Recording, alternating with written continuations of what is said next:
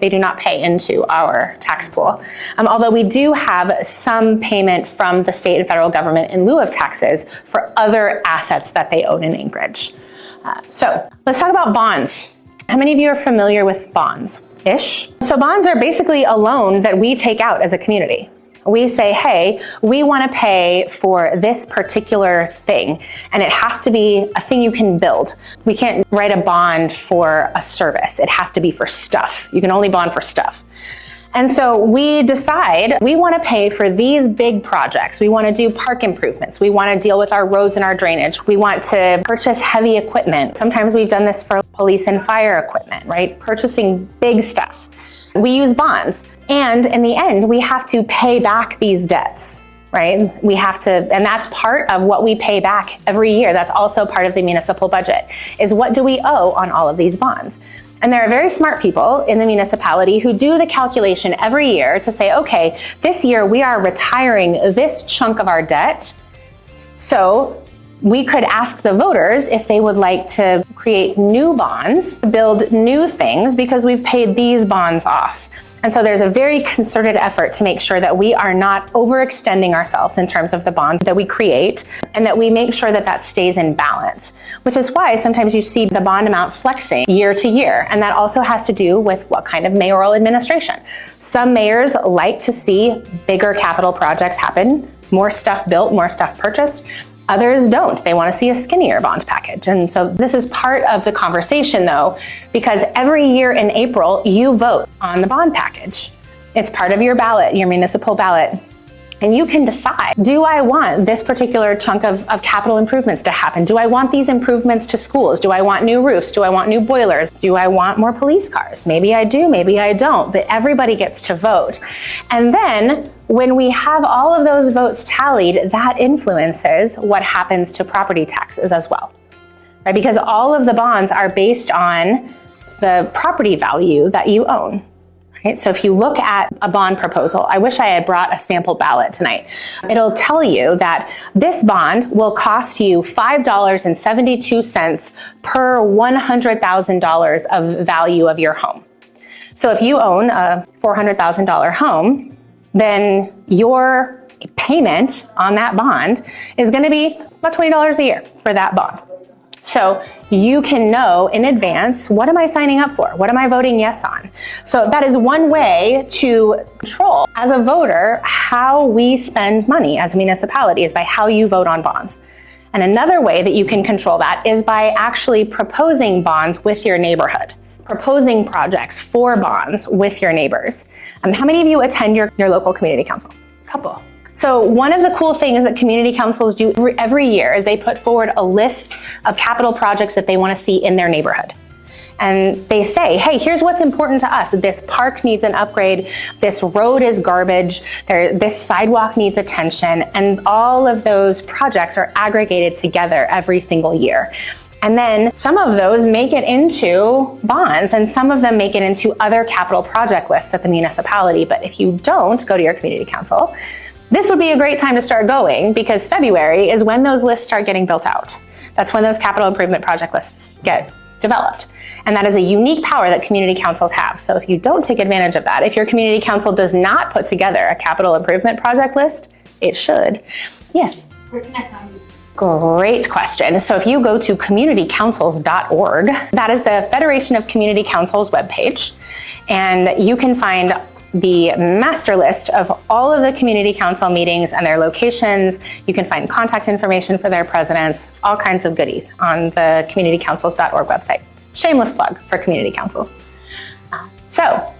Yes? Some also send out questionnaires and that kind of stuff. Every community council does its own thing as far as how it gathers feedback for capital projects, but that some of them do send out questionnaires, some of them knock doors. So there's a lot of ways that community councils get involved in this process. Let's see, which is what we just talked about. So these are also pieces of our stuff budget and how we are going to pay for different things. Capital projects also get funded by the state. They also get funded by the federal government. So when it comes to building stuff, there are a lot of different funding streams that flow into the municipality. And I won't go off on too big of a tangent, but really the big ones are transportation We get a ton of transportation dollars from outside of Alaska, from the federal government. And then what the state has funded most recently in terms of building projects is the Port of Alaska. They have kicked in on the port modernization project because, y'all, our port is crumbling and it is not a good situation. So that is something that we are actively working on, and one of the committees that I sit on for the Assembly is helping to steward the port project. So one of the things that's important to know is that the funding we have gotten from the municipality or from the state has dropped considerably, basically to zero. We still receive some grants from the state, but they are smaller than they have been before. So where does all the money go?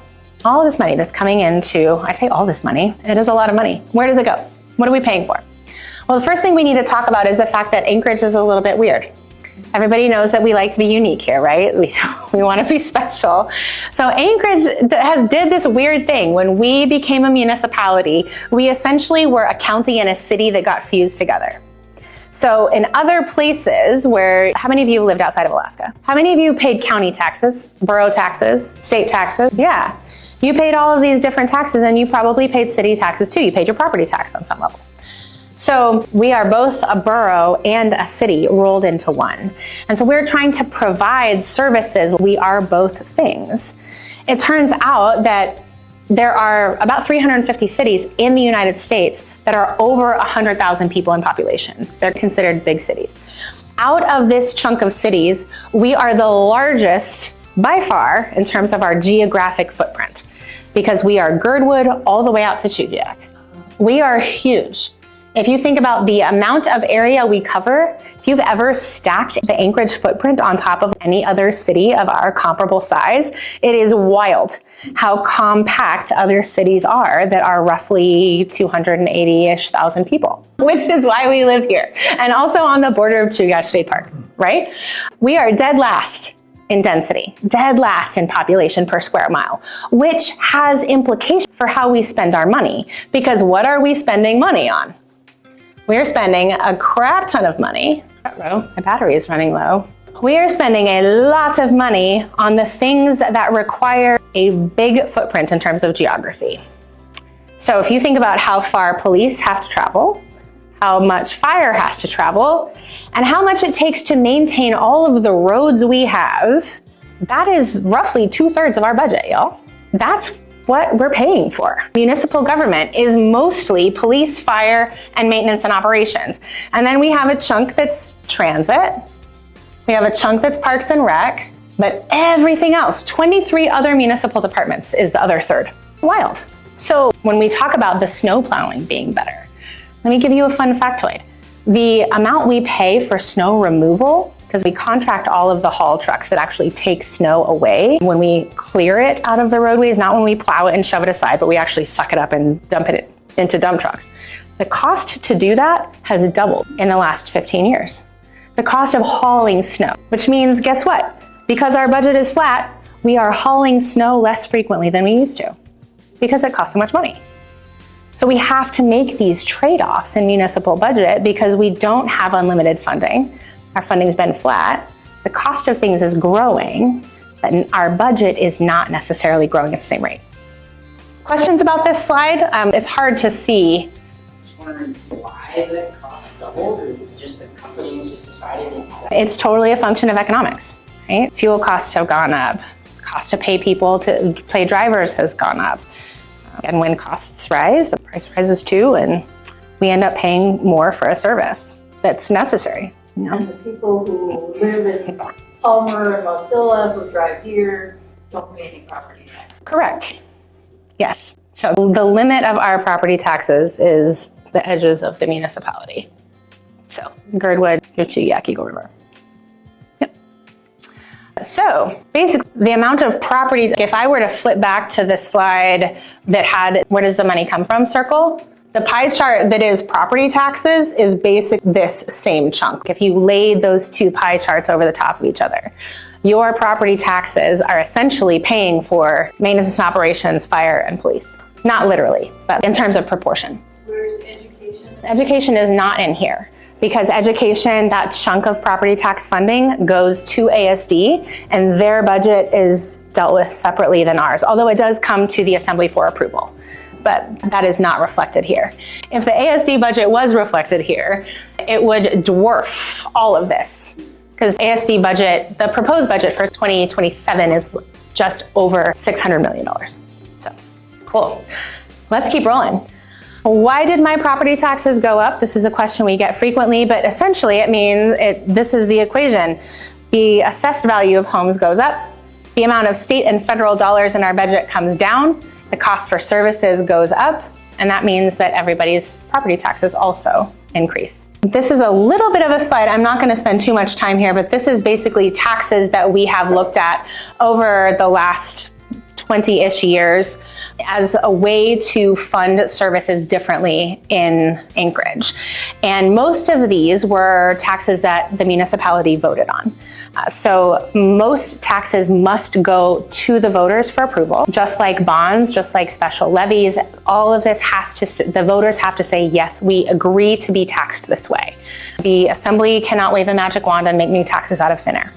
That would be a really bad deal. So happy to unpack this slide with anybody separately, but I'm going to keep on rolling for the sake of time. So these are taxes that are under the tax cap. They influence the tax cap, and these do not. There's also always questions on homelessness. What have we spent on homelessness? What about the money that we're using to address and to help folks who are unhoused in our community? So the bulk of the funding that has been spent on homelessness in Anchorage has come from the federal government, and it has been mostly COVID funding. So you may have heard folks talk about how we've spent hundreds of millions of dollars on homelessness in Anchorage. That's actually not accurate. So we have spent hundreds of millions of dollars keeping people housed. We received a large tranche of funding from the federal government during COVID that actually helped to pay rental assistance for people so they could stay in their homes. Now that money was sort of bucketed under homelessness services, but most of it was rental assistance. Well over $130 million was rental assistance. And if anyone is interested, there's a fantastic spreadsheet that breaks down all of the historical data of how we have spent alcohol tax dollars and what money has been spent on homelessness and from what sort of sources. But our investment here locally, as far as property tax dollars paid by residents in homelessness, is very small. And most of it has come from increased presence and utilization of APD, the HOPE team, the mobile intervention team, the fire department, the mobile crisis team, camp cleanup. Obviously, our Parks and Rec folks have been doing Herculean work trying to clean up camps and things like that. And so the local funding that we have put into the homelessness pot has been very small. It's been very minimal. Most of our homelessness services to date have been funded by federal and state dollars. And the caveat to that is a lot of people believe that we could have taken some of those homelessness funds and spent it other places. And that's not actually true. That's not accurate. So there are certain kinds of money that are restricted as to what you can do with them. And a lot of the money that we got during COVID was very specific, very tailored as to how we could spend it. And so we've endeavored to do that with all of these funding sources.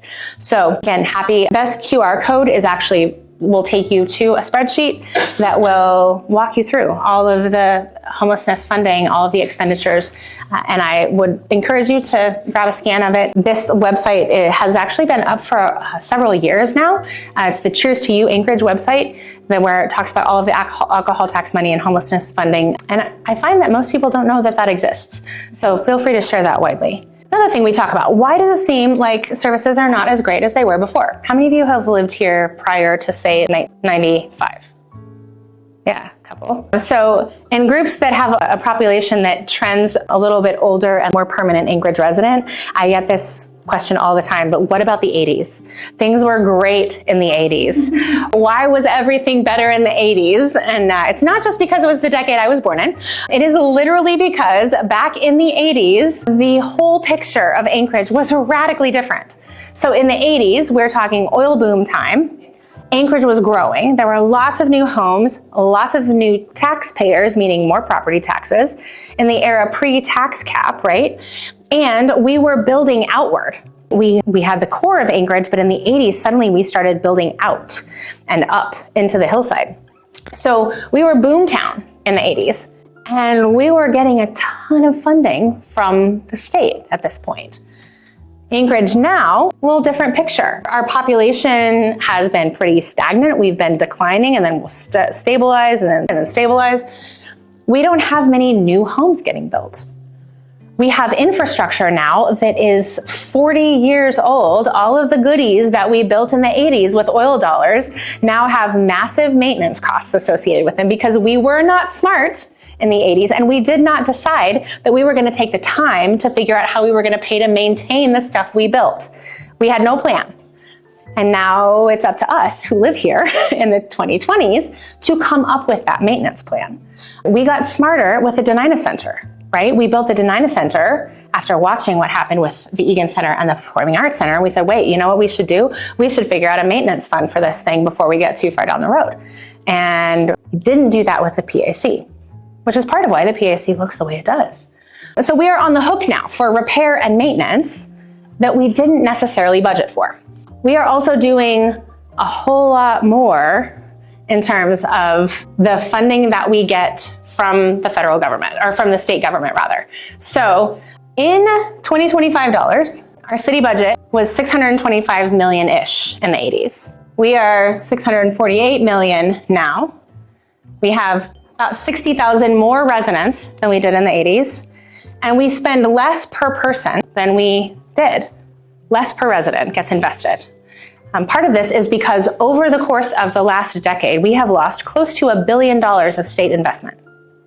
So in the decade prior, we got $1 billion, about 30% of our budget as a city was funded by state dollars in the 1980s. And that's not happening anymore.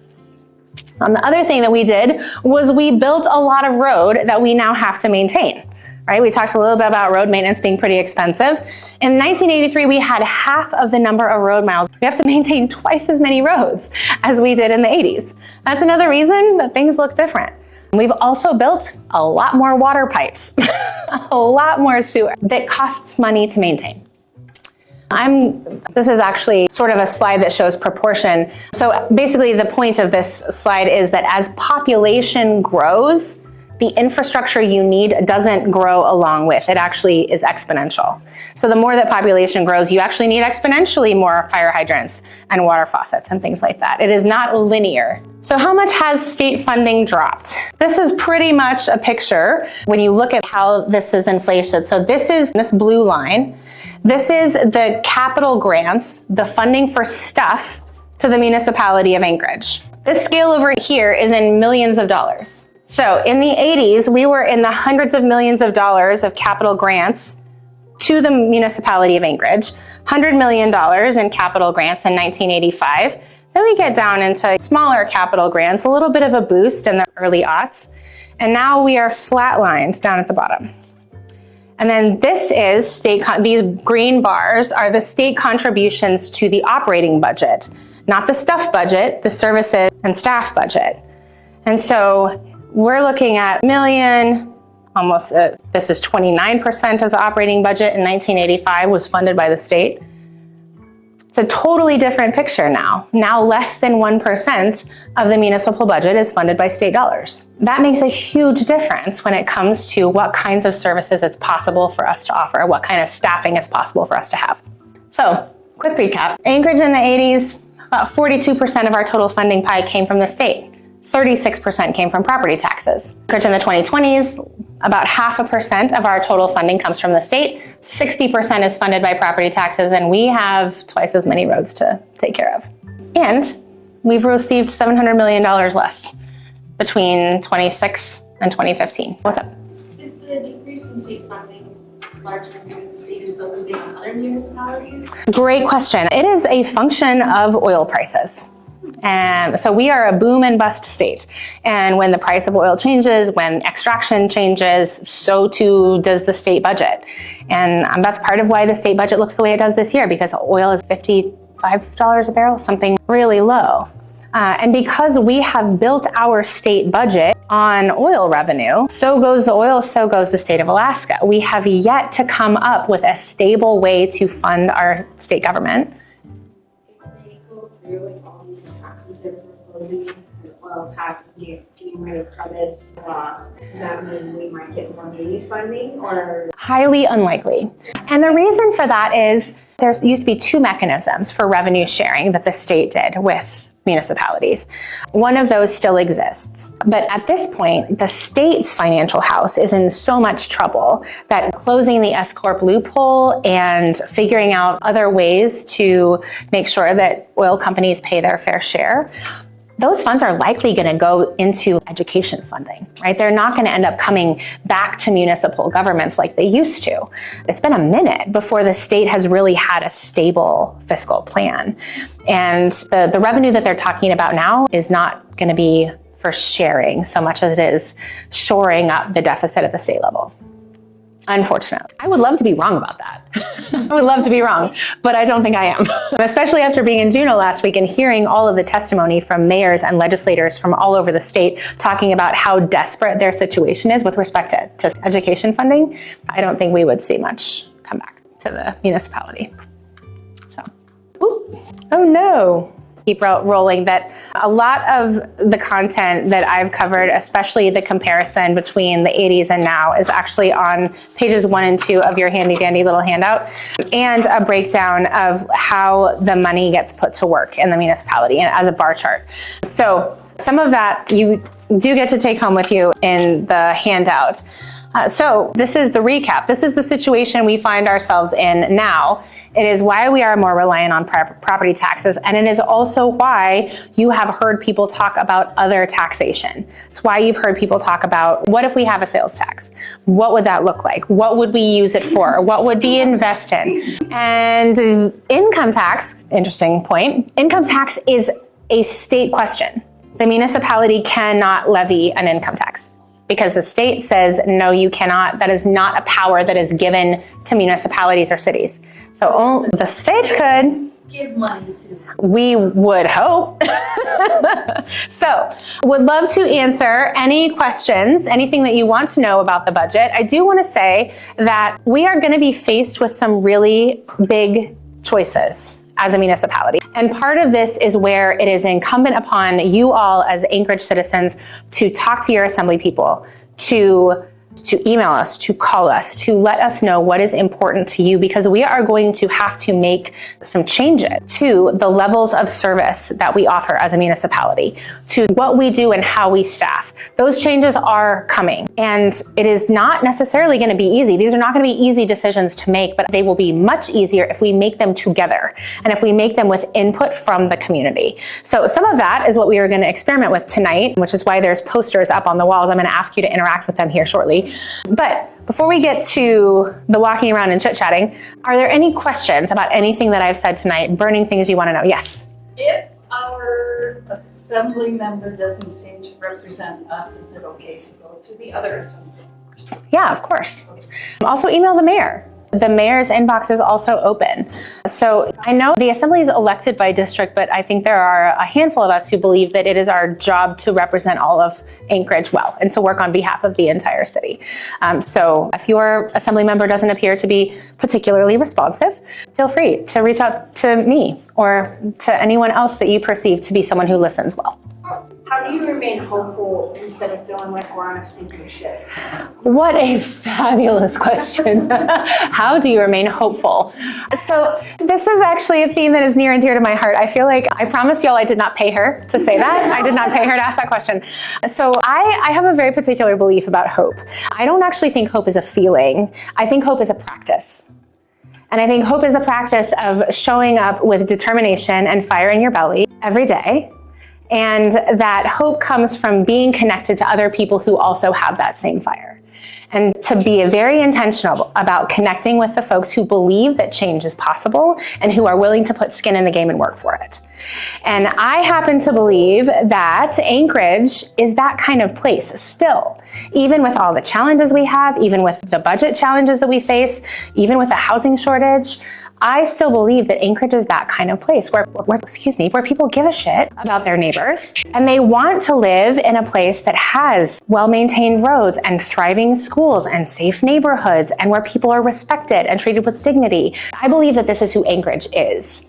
And I think we've forgotten, honestly. I think we've forgotten that part of our identity. And so what gives me hope is gathering in spaces like this with people who care enough to show up and talk about the municipal budget of all things on a Wednesday night, right? From my vantage point as an assembly person, I get to work every single day with people who are part of municipal government, whether they are working in a department, whether they are working in a fire station, whether they are working in City Hall, who are so committed to making this city a better place to live. There are hundreds of municipal employees who show up and do incredible work every single day, and I get to be a part of that. And that gives me hope too, that I get to work alongside really dedicated people every day.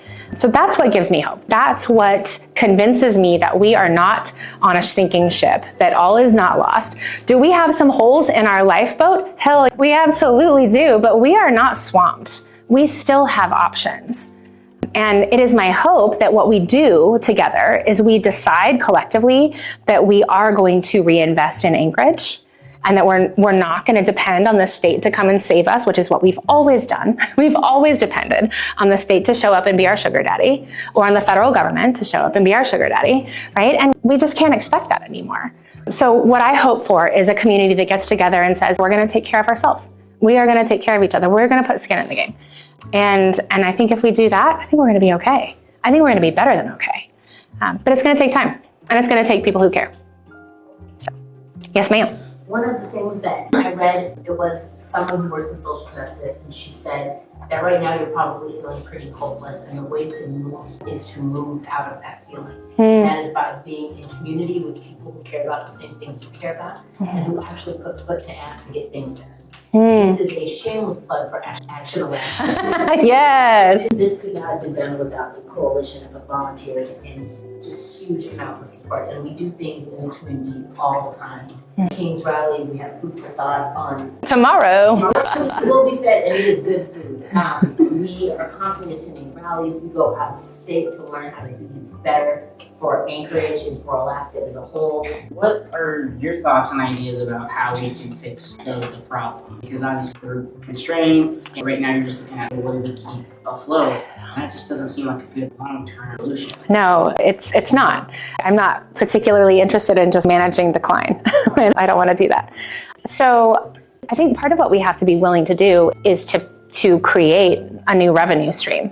So I am in favor of a sales tax, but only under very specific conditions. And part of what I would like to see a sales tax do is catalyze the kind of development that actually makes Anchorage more affordable, that makes it possible to live here if you are a young-ish person or young-ish family. And so that means that we put a lot of funding towards housing, because the cost of housing is completely unsustainable in Anchorage, and it is not going to slow down anytime soon. It does not pencil out when the only new homes that are being built are multi-million-dollar homes on the hillside, right? That does not serve the rest of us. So I would like to see us create a municipal housing fund where we can actually offer very low rates to people who want to build housing for the rest of us. And then I would also put a chunk of funding from a sales tax towards childcare. Childcare is another extremely unaffordable piece of the puzzle here in Anchorage. And it is something that if we were to take significant amounts of funding and put it into that industry, into that sector, we could have universal pre-K for Anchorage. And that means more people have the opportunity to go to work. That means more people have the opportunity to be housed, right? There are all of these things that come along with affordability, like our economic engines. I would love to see us put more significant money into our roads and our streets and into road maintenance. A lot of our equipment is old and it needs to be replaced. And if we want safe sidewalks and we want to be able to plow them, then we need to have the equipment to do that. So in my mind, a sales tax that actually takes all of the money from the first year and says, we're going to take this $150 million, we're going to invest it in one place. And then we're going to take the next year's funding, we're going to invest it in another place. We're going to actually do the work of building back our community in a way that benefits all of us. That's what I would like to see.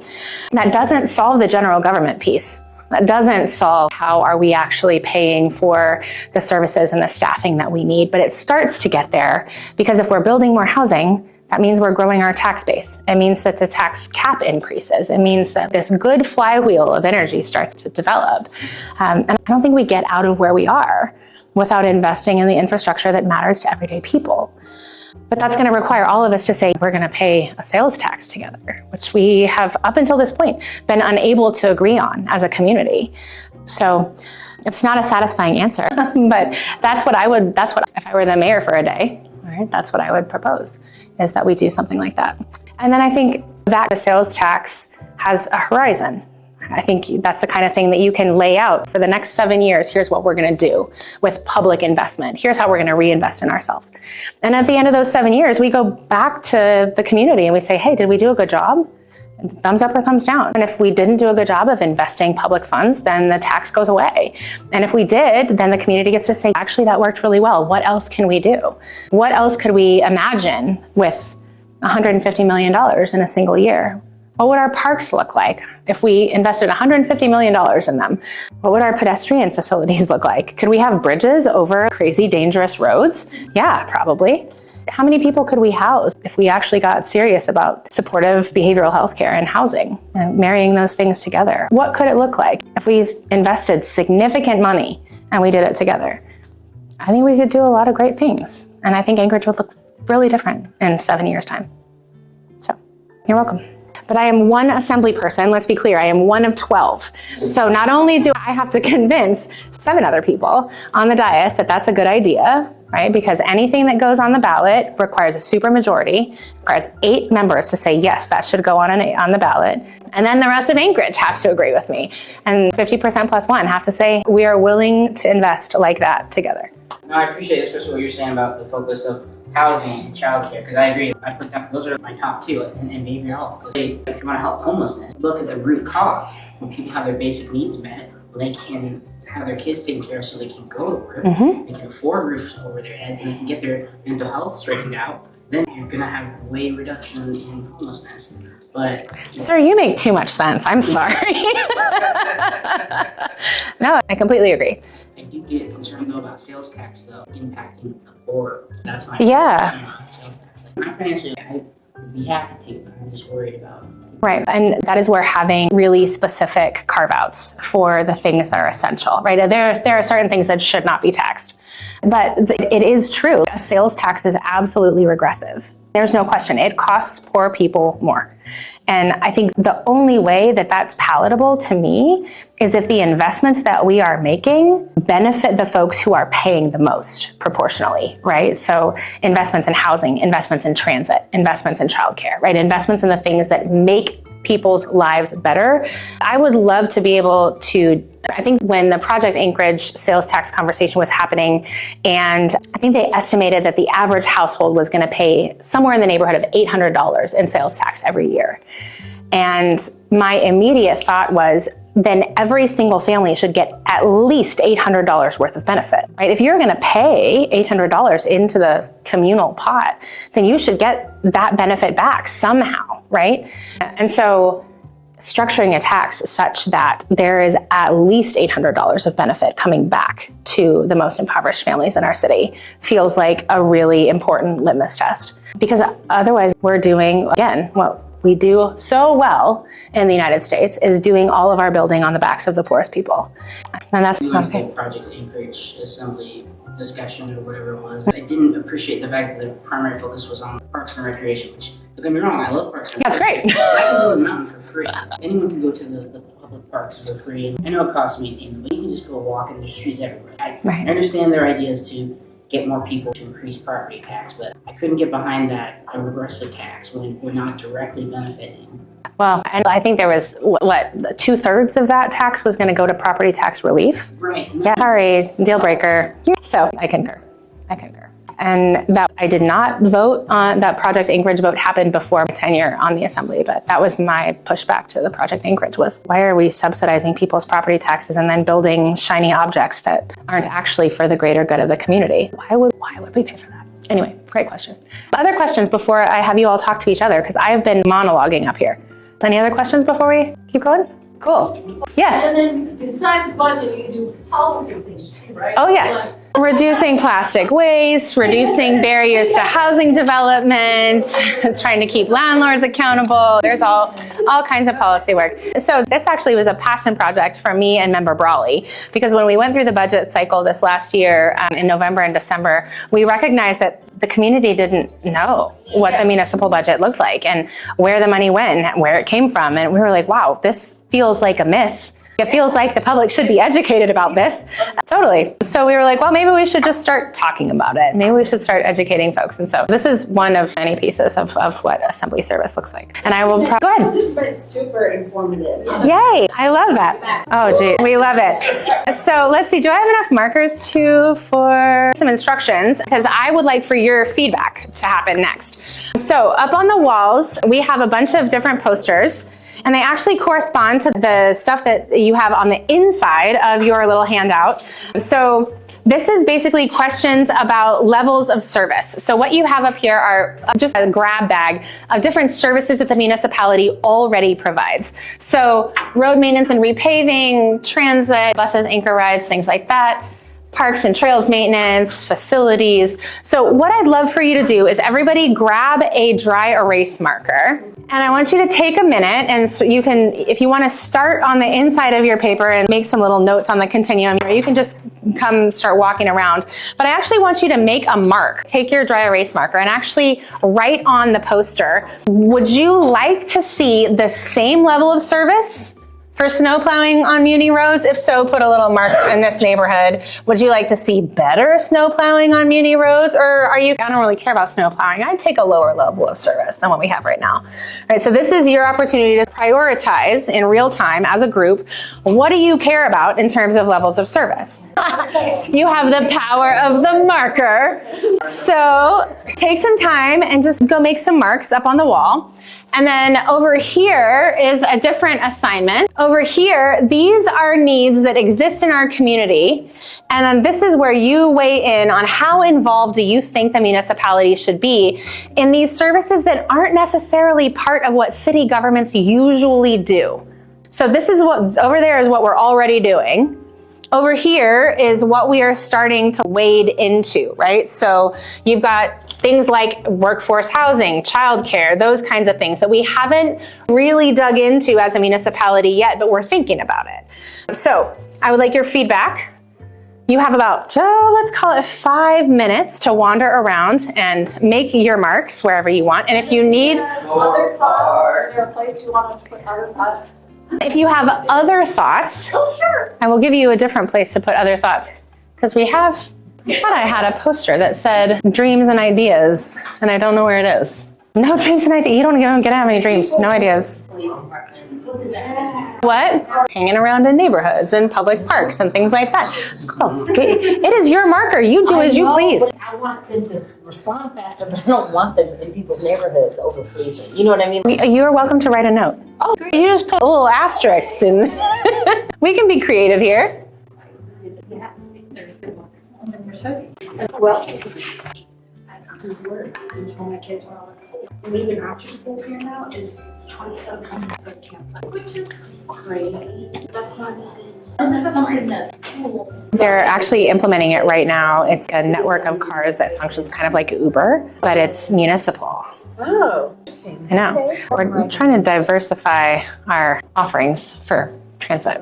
Oh, no. But you know what I would love to see? I would love to see a commuter rail. From here to the valley? Yes. Right? Is there anybody that's working on? There is actually. So interestingly enough, the Sierra Club and the Alaska Railroad have gotten together, and I think they're hoping to pilot a commuter rail next winter. So they won't do it in the summer because all the tourist trains are running. But I think there's conversation about actually doing a fixed rail commuter situation next winter, which would be really cool. awesome. And would be really great to minimize insanity on the Glen Highway. I was living in the valley for a while, and it was crazy how they would have, there's the train that runs at during the state fair from Anchorage to Palmer. Oh my gosh, and it fills up. They open reservations and it's bang. If you're not sitting there refreshing to get your rail pass, you don't get it. You could just do this every day, multiple times a day. And people would write it. I know so many people who live out in the valley who would love to not have to drive their personal car into Anchorage when it's blizzarding outside. Totally. Is there pressure to be selling in the rural areas? No. That's good. And so much of our parkland is dedicated parkland. It would have to go through an extensive rezone process before it could. It has been disappointing seeing. But all of our dedicated parks, and we have two fierce guardians of parks at the helm of Parks and Rec right now, and two very strong, very badass women who they're great people.